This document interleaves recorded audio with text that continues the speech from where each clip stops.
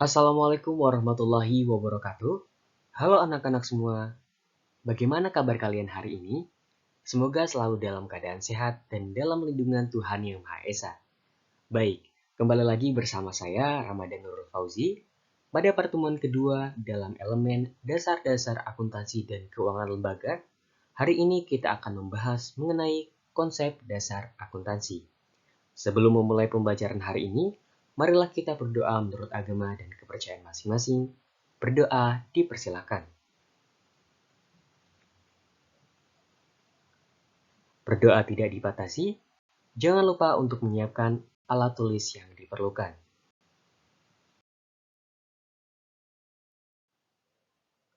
Baik, tujuan pembelajaran hari ini adalah yang pertama, peserta didik diharapkan mampu mendefinisikan pengertian akuntansi. 2. Peserta didik diharapkan mampu menjelaskan kegiatan akuntansi. 3. Peserta didik diharapkan mampu mengidentifikasi sifat akuntansi. 4. Peserta didik diharapkan mampu menjelaskan tujuan dan peran akuntansi. 5. Peserta didik diharapkan mampu mengidentifikasi pihak-pihak yang membutuhkan informasi akuntansi. Yang pertama yaitu pengertian akuntansi. Pengertian akuntansi menurut para ahli terbagi menjadi 3. Yang pertama menurut American Accounting Association atau AAA, 2. Menurut American Institute of Certified Public Accountant atau ICPA, yang ketiga menurut Niswonger, Fest, dan Warren. Yang pertama menurut AAA. Menurut AAA, akuntansi didefinisikan sebagai proses mengidentifikasi, mengukur, dan melaporkan informasi ekonomi untuk memungkinkan adanya penilaian dan keputusan yang jelas dan tegas bagi pihak pemakai informasi. Yang kedua, menurut ICPA, akuntansi merupakan proses pencatatan, penggolongan, dan peringkasan transaksi kejadian dalam bentuk satuan uang yang tepat atau berdaya guna dan penginterpretasian hasil dari proses tersebut. Menurut Niswonger, Fest, dan Warren, akuntansi didefinisikan sebagai proses mengenali, mengukur, dan mengomunikasikan informasi ekonomi untuk memperoleh pertimbangan dan keputusan yang tepat oleh pemakai informasi yang bersangkutan.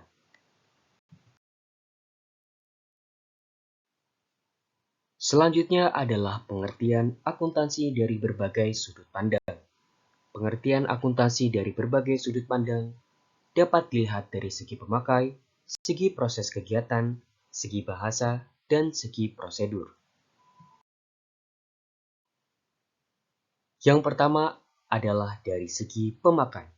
Akuntansi menyediakan informasi yang bisa digunakan untuk membantu manajemen dalam membuat perencanaan yang efektif, melakukan pengawasan, serta mengambil keputusan. Informasi akuntansi juga menjadi bentuk pertanggungjawaban entitas kepada pihak eksternal. Yang kedua, dari segi proses kegiatan. Dari segi proses kegiatan, akuntansi merupakan proses pencatatan, penggolongan, peringkasan, pelaporan, dan penganalisaan data keuangan suatu entitas. Yang ketiga, dari segi bahasa. Dari segi bahasa, akuntansi berasal dari kata to account, yang berarti memperhitungkan dan diterjemahkan menjadi akun atau perkiraan. Dalam arti luas, akuntansi diartikan sebagai proses identifikasi, pengukuran, dan komunikasi informasi ekonomi untuk menghasilkan pertimbangan dan keputusan dari pemakai informasi tersebut. Yang keempat, dari segi prosedur. Dari segi prosedur, akuntansi adalah sebuah teknik atau seni untuk mencatat, menggolongkan, dan menyimpulkan, serta menganalisa hasil dari teknik tersebut berupa transaksi yang bersifat keuangan dalam nilai mata uang. Baik, selanjutnya adalah kegiatan dalam akuntansi. Akuntansi memiliki 4 tahapan kegiatan, yaitu tahap pencatatan, tahap penggolongan, tahap peringkasan, dan tahap laporan. Yang pertama adalah tahap pencatatan atau recording. Dalam tahap pencatatan, dilakukan kegiatan mencatat transaksi keuangan perusahaan yang terjadi dalam periode tertentu ke dalam dokumen buku harian atau jurnal yang tersedia di perusahaan secara cermat dan juga kronologis.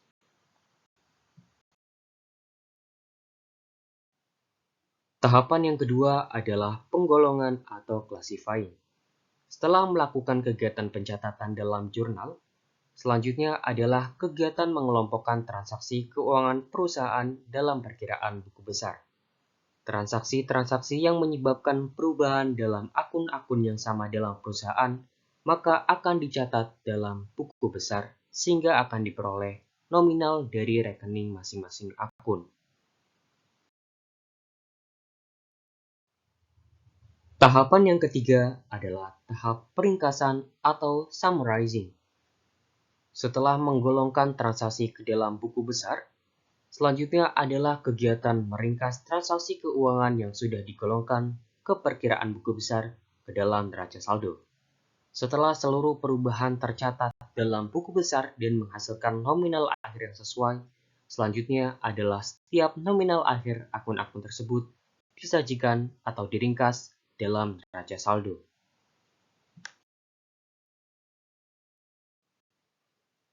Tahapan yang terakhir adalah tahap pelaporan atau reporting.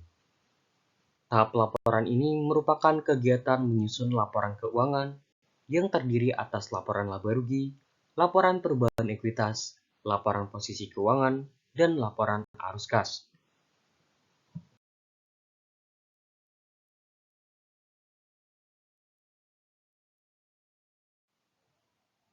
Selanjutnya adalah sifat akuntansi. Sifat akuntansi dapat ditinjau dari berbagai sudut pandang. Yang pertama sebagai ideologi, kedua sebagai bahasa, ketiga sebagai catatan historis, keempat sebagai realitas ekonomi, kelima sebagai sistem informasi, enam sebagai komoditas, tujuh sebagai sistem pertanggungjawaban, dan delapan sebagai teknologi. Yang pertama sebagai ideologi. Akuntansi sebagai ideologi menjadikan akuntansi sebagai alat untuk melegitimasi keadaan dan struktur sosial, ekonomi, dan politik kapitalis. Akuntansi merupakan ilmu yang dikembangkan di dunia barat dan dilandasi oleh ideologi kapitalisme. Laporan keuangan dalam akuntansi disusun sebagai laporan kepada pemilik modal tentang investasi dan tindakan ekonomi dengan tujuan agar kekayaan yang dimiliki dapat terus bertambah dan berkembang. Akuntansi sebagai bahasa dapat ditinjau sebagai simbol dan juga sebagai tata aturan. Akuntansi memiliki simbol, istilah, kata-kata yang terkadang hanya dimengerti oleh mereka yang mengetahui akuntansi. Sebagai contohnya adalah istilah neraca, laba rugi, perkiraan, debit kredit, dan lain sebagainya. Yang kedua, tata aturan. Akuntansi memiliki tata aturan sehingga orang dapat memahami akuntansi. Contohnya, yaitu aturan tentang penempatan pos berdasarkan urutan likuiditas, pengakuan biaya, pendapatan, dan lain sebagainya.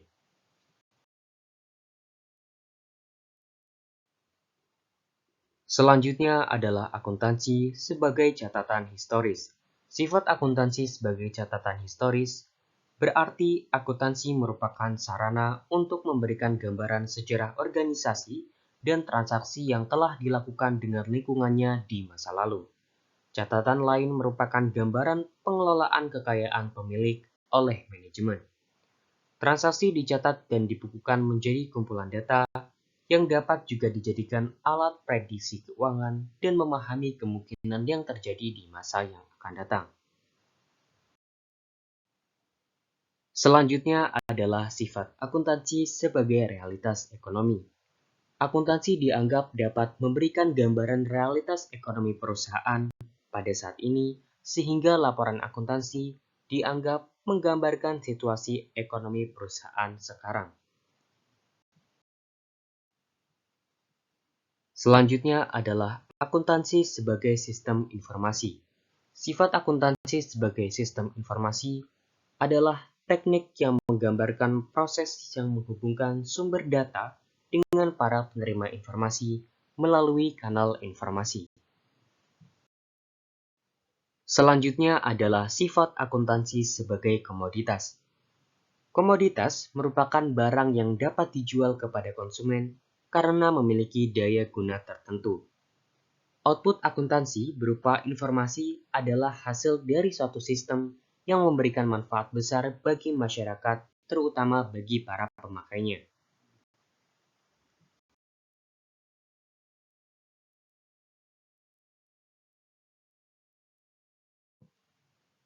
Selanjutnya adalah sifat akuntansi sebagai sistem pertanggungjawaban. Akuntansi sebagai sistem pertanggungjawaban digunakan sebagai media untuk mempertanggungjawabkan pengelolaan suatu entitas atau perusahaan. Dengan adanya akuntansi, sumber kekayaan yang dikelola dapat ditelusuri dan dapat diketahui arus masuk dan keluarnya. Yang terakhir adalah sifat akuntansi sebagai teknologi. Akuntansi adalah bagian dari praktik. Jika akuntansi dianggap sebagai teori, maka dapat dipakai untuk mempengaruhi lingkungan sosial dan harus diubah menjadi teknologi terlebih dahulu.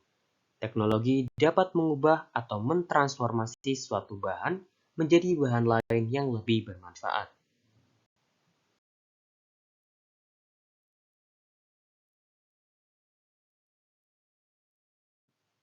Selanjutnya adalah tujuan dan peran akuntansi. Tujuan utama akuntansi adalah untuk menyajikan informasi akuntansi dari suatu entitas kepada pihak-pihak yang berkepentingan. Entitas adalah badan usaha, perusahaan, organisasi yang memiliki kekayaan tersendiri.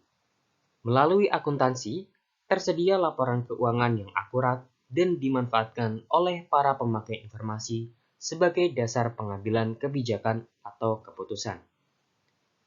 Tujuan umum laporan akuntansi adalah yang pertama, untuk memberikan informasi keuangan yang dapat dipercaya mengenai aktiva, kewajiban, serta ekuitas perusahaan.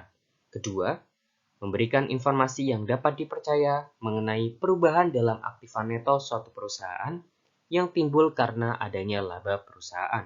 Yang ketiga, memberikan informasi keuangan kepada para pemakai laporan keuangan sehingga dapat memperkirakan kemampuan perusahaan dalam menghasilkan laba. Keempat, memberikan informasi penting lain mengenai perubahan dalam aktiva, seperti informasi mengenai aktiva pembiayaan dan investasinya. Yang kelima, mengungkapkan sedapat mungkin informasi lain yang berhubungan dengan laporan keuangan yang relevan dengan kebutuhan pemakai laporan. Selanjutnya adalah tujuan kualitatif laporan keuangan. Yang pertama adalah relevan. Laporan keuangan difokuskan pada kepentingan umum pemakai dan memilih metode pengukuran dan pelaporan yang membantu pemakai tersebut. Kedua, dapat dimengerti.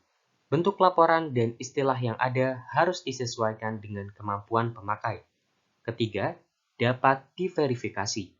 Laporan keuangan disusun secara objektif dan dapat diuji kebenarannya dengan menggunakan metode pengukuran yang sama. Keempat, netral. Diarahkan pada kebutuhan pemakai secara umum tanpa memihak. Yang kelima, tepat waktu. Informasi harus tepat waktu atau aktual agar dapat digunakan sebagai dasar pengambilan keputusan dan menghindari penundaan pengambilan keputusan. Yang keenam, dapat dibandingkan. Dapat dibandingkan dengan laporan periode sebelumnya dari perusahaan yang sama atau dengan laporan perusahaan sejenis pada periode yang sama. Yang terakhir adalah lengkap. Laporan keuangan memenuhi standar pengungkapan yang memadai.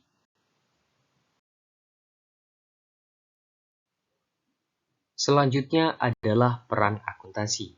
Peran akuntansi dapat dikelompokkan menjadi peran akuntansi secara umum, peran akuntansi dalam kegiatan usaha, dan peran akuntansi bagi pihak manajemen. Yang pertama adalah peran akuntansi secara umum. Secara umum, Akuntansi berperan yang pertama, menyediakan informasi bagi pengelolaan kegiatan usaha baru. Kedua, memperbaiki informasi yang dihasilkan oleh sistem yang sudah ada. Ketiga, memperbaiki pengendalian akuntansi dan pengecekan intern. Yang keempat, mengurangi biaya dalam penyelenggaraan catatan akuntansi. Yang kedua adalah peran akuntansi dalam kegiatan usaha. Dalam kegiatan usaha, akuntansi berperan sebagai pengendalian keuangan, operasi perusahaan, pelaporan, dan juga perencanaan. Yang pertama adalah pengendalian keuangan. Pengendalian biaya menjadi salah satu faktor penting bagi keberhasilan usaha. Selain membantu mengidentifikasi permasalahan, akuntansi yang baik juga berfungsi sebagai alat pengendalian keuangan yang dibutuhkan. Yang kedua adalah operasi perusahaan. Aktivitas operasi berupa penagihan terhadap pelanggan, pembayaran gaji, pembayaran tagihan, pemeliharaan persediaan dapat dikelola dengan baik melalui akuntansi. Yang ketiga adalah pelaporan. Laporan akuntansi menyediakan informasi yang dibutuhkan untuk menilai kinerja perusahaan.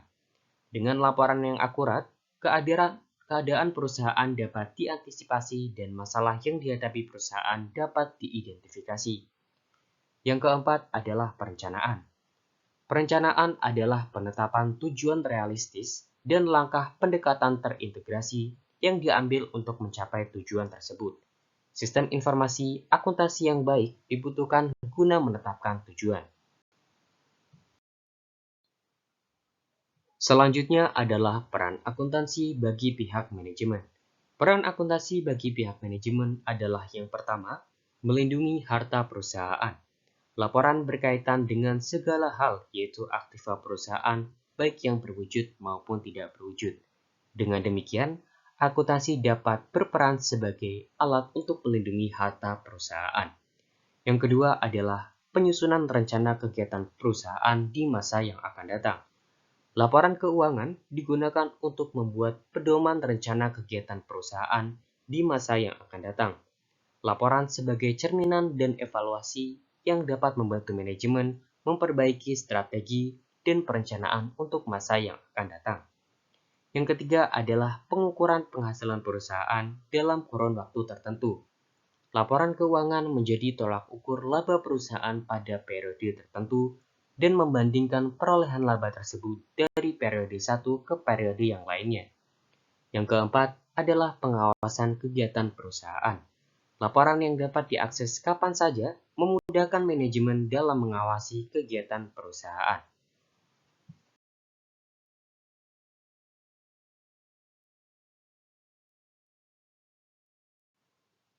Selanjutnya adalah pihak pemakai informasi akuntansi.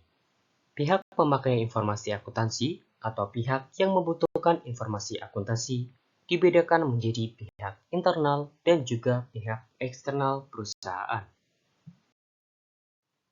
Yang pertama adalah pihak internal perusahaan.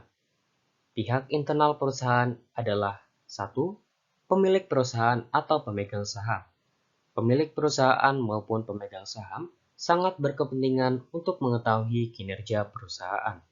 Laba dan rugi perusahaan menjadi penentu bertambah atau berkurangnya kekayaan mereka. Melalui akuntansi, pemilik maupun pemegang saham dapat mengetahui maju mundurnya perusahaan dan menilai prospek untuk selanjutnya menentukan keputusan. Yang kedua adalah pegawai atau karyawan. Pegawai atau karyawan membutuhkan informasi akuntansi untuk mengetahui stabilitas dan profitabilitas perusahaan yang memungkinkan mereka melakukan penilaian atas kemampuan perusahaan dalam memberikan balas jasa, manfaat pensiun, serta kesempatan kerja. Yang ketiga adalah manajer produksi. Manajer produksi bertanggung jawab terhadap keseluruhan proses produksi dan berhak untuk mengetahui keseluruhan informasi tentang biaya yang dibutuhkan untuk menghasilkan produk dari perusahaan tersebut. Yang keempat adalah manajer pemasaran. Manajer pemasaran membutuhkan informasi akuntansi berupa data biaya produksi dan rincian biaya lain untuk menentukan harga jual dan mencari alternatif biaya pemasaran yang paling efisien bagi perusahaan tanpa mengabaikan efektivitas pemasarannya. Yang terakhir adalah berbagai pihak internal perusahaan lainnya yang membutuhkan informasi akuntansi. Yang kedua adalah pihak eksternal atau pihak di luar perusahaan, yang meliputi pertama adalah kreditur. Perusahaan juga mendapat modal dari sumber lain selain dari modal pribadi. Kreditur memerlukan laporan keuangan perusahaan sebagai pertimbangan dalam pemberian kredit dalam kaitannya likuiditas perusahaan atau kemampuan perusahaan dalam melunasi pinjamannya pada saat jatuh tempo. Yang kedua adalah investor atau calon investor. Investor memerlukan informasi akuntansi untuk membantu mengambil keputusan dalam membeli, menahan, atau menjual investasi tersebut, serta menilai kemampuan perusahaan dalam membayarkan dividen. Yang ketiga adalah pemerintah. Pemerintah memerlukan informasi akuntansi perusahaan untuk menentukan besaran jumlah pajak yang harus dibayarkan. Selain itu, pemerintah juga memerlukan informasi akuntansi untuk mengetahui terkait dengan tenaga kerja dan pemberian upahnya. Yang keempat adalah masyarakat. Masyarakat terutama yang berada di sekitar perusahaan berkepentingan terhadap perusahaan, terutama dalam hal penyerapan tenaga kerja. Masyarakat dirasa penting untuk mengetahui kondisi keuangan suatu perusahaan. Yang kelima adalah pemasok. Pemasok mempunyai kepentingan dengan perusahaan dalam hal pembayaran bahan baku yang dipasok dan memperhitungkan kemampuan perusahaan dalam membayar hutangnya. Yang keenam adalah pelanggan. Pelanggan berkepentingan dengan informasi yang berkaitan dengan kelangsungan hidup perusahaan, terutama jika terlibat dalam perjanjian jangka panjang. Demikian pembelajaran pada hari ini mengenai konsep dasar akuntansi. Pada pembelajaran pekan berikutnya, kita akan membahas mengenai profesi dan spesialisasi bidang akuntansi, etika profesi akuntan, dan prinsip-prinsip dasar dalam akuntansi. Terima kasih atas perhatian dan atensi anak-anak semua. Saya harap pembelajaran hari ini dapat menambah pengetahuan anak-anak mengenai konsep dasar akuntansi. Mohon maaf apabila terdapat banyak kekurangan dalam tutur kata maupun perbuatan. Sekian dari saya. Billahi taufiq wal hidayah. Wassalamualaikum warahmatullahi wabarakatuh.